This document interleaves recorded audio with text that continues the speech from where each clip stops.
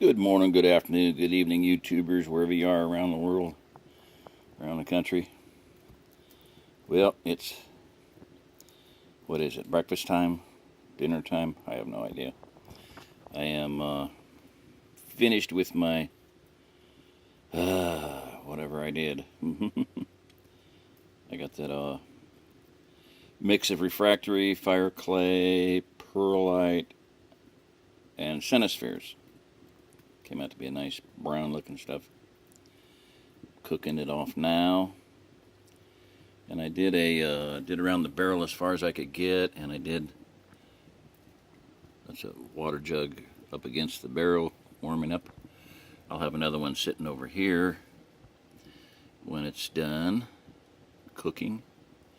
There wasn't that much over there, so I set it on that, and it's partially propped on my made a little wood box. I got a shelf. I got a little box for wood. I've got my junk. This guy, Dave, he's a scrapper, dumpster diver, and he brought a bunch of stuff, scrap metal, and Bill and I looked at it and went like, man, don't bring garbage over here. And I've used almost every single piece of it. That was an emergency, slap it on here and put a pail of water on it, damper. Those are two dampers there that I used to cut down the airflow. Of course, they're galvanized, I need to burn them off outside. Like I said before, I used a lot of it to fix the inside of the barrel, and up there is hanging a piece that I use for scraping the ashes out. Wow. Anyway, and shout out to, I'm going to turn the phone here. I don't know if that'll do any good, but the piece of steel I'm using as a form, it's a piece of 8x6 tube steel, looks like a 1/4 inch. Blue would be maybe 3/16, 5/16. Yeah, maybe. Anyway, see the blue edge on it? That designates the size. I think it's 5/16.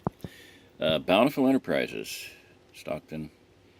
Build steel buildings, ship them out. They have been, Mark and Tom have been just awesome blessings to me and my family. And anyway, I'm done for the night. I'm not going to do any more. It's never been below 50 in here tonight, and I'm going to fire this thing up pretty good after my dinner's done cooking. I just thought, hey, I can put that in there and the heat will come up and it should cook it fairly quickly. Act like what they do in a rocket stove. You shield your pot over a heat. You put a skirt around it. It's basically a skirt. Okay, it's not round, but hey, it's rectangular. All right, that's about it. No rants, I don't think, although I've got a whole bunch of them on my heart I wanted to talk about, but use what's in plain sight,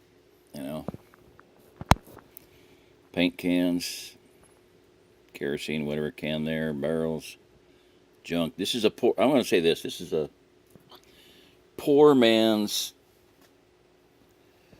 masonry fireplace, okay?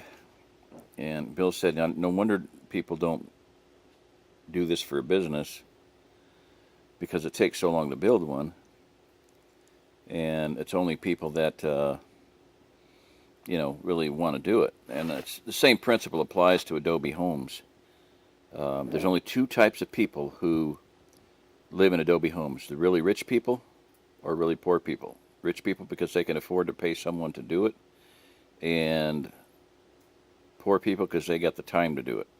So kind of the same thing here. I have a cousin out in Colorado who I went in his basement, and he had a Russian fireplace. And I'm talking the hearth on this thing, you could put about a 10-foot log in it, entire log. So, very heavy foundation. I would guess, I don't know what it costs, but I know brickwork's expensive. If you were to do a real masonry fireplace, Rob Roy did a masonry fireplace in his Earthworks home in West Chazy, New York, and it was 23 tons of material. Now, he did it himself, and people paid him to learn how to do it, But I'm here to tell you that was probably, who knows, $20,000, $30,000. A masonry fireplace to have it built will cost a lot of money. This is a poor man's, operation. Like I said, old barrel, doesn't have to be anything great.